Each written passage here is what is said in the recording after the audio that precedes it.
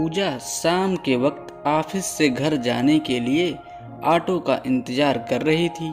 कुछ देर इंतजार करने के बाद पूजा को एक ऑटो मिल गया और वो उसमें बैठ गई।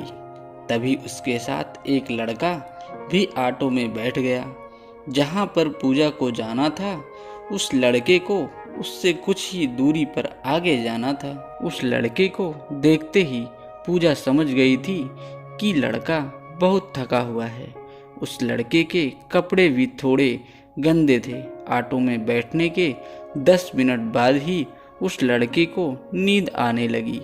वह लड़का कोशिश कर रहा था कि नींद ना आए, लेकिन उसको नींद आ जाती है और वो सो जाता है। करीब 5 मिनट बाद उस लड़के को गहरी नींद आ गई और उसने अपना सर पूजा के कंधों पर रख दिया। नींद इतनी गहरी थी कि उसको पता भी नहीं चला कि उसने अपना सर पूजा के कंधों पर रख दिया। पूजा को इस बात का एहसास था कि यह लड़का बेचारा पूरा दिन काम करके थक गया है, इसलिए उसने उस लड़के को कुछ नहीं कहा। 5 मिनट के बाद रास्ता थोड़ा खराब आ गया और ऑटो थोड़ा उछलने लगा और एक झटका लगने से उस लड़के की नींद खुल गई। नींद खुलने पर उस लड़के को एहसास हुआ कि उसने अपना सर पूजा के कंधों पर रख दिया था। उस लड़के ने तुरंत पूजा से माफ़ी मांगी और कहा कि मैडम, आप मुझे माफ़ कर दीजिए, प्लीज़ मैडम, आप मुझे माफ़ कर दो। मुझसे बहुत बड़ी गलती हो गई। मैंने जो किया उसके लिए मैं बहुत शर्मिंदा हूँ, प्लीज़ माफ़ कर दो। वह लड़का लगातार पूजा से माफ़ी मांगता रहा। पूजा ने कहा, अरे इसमें इतना माफ़ी मांगने की कोई ज़रूरत नहीं है। मैंने देखा कि आप बहुत थके हुए थे। मैंने तो आपको 5 मिनट के लिए अपना कंधा दिया। इसमें माफ़ी मांगने की कोई ज़रूरत नहीं है। तुम क्यों इतनी माफ़ी मांग रहे हो? पूजा की बात सुनकर उस लड़के ने राहत की सांस ली और कहा, मैडम, आप बहुत अच्छी इंसान हो। लड़के ने पूजा से यह भी कहा कि मैं डर गया था कि कहीं आप मुझे आवारा लड़का ना समझ लें।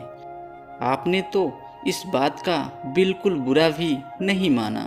अगर आपकी जगह पर कोई और दूसरी लड़की होती तो वह मेरी इस हरकत के लिए पुलिस में रिपोर्ट कर देती। मैडम, मैं एक अच्छे परिवार से हूँ और कुछ दिन पहले ही मुझे मार्केटिंग की जॉब मिली है।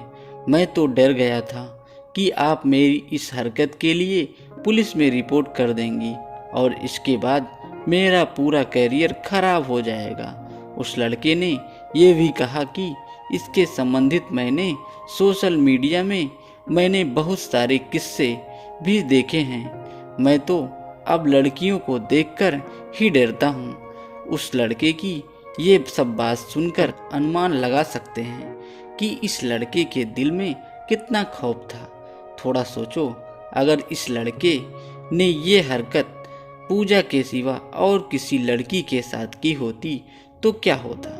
वो लड़की आसानी से इस लड़के पर छेड़छाड़ का केस कर सकती और उसके बाद बड़ी आसानी से इस लड़के की पूरी लाइफ खराब हो जाती। मैं सभी लड़कियों से यही कहना चाहूँगा कि सभी लड़के खराब नहीं होते और वो हमारा फ़ायदा उठाना नहीं चाहते।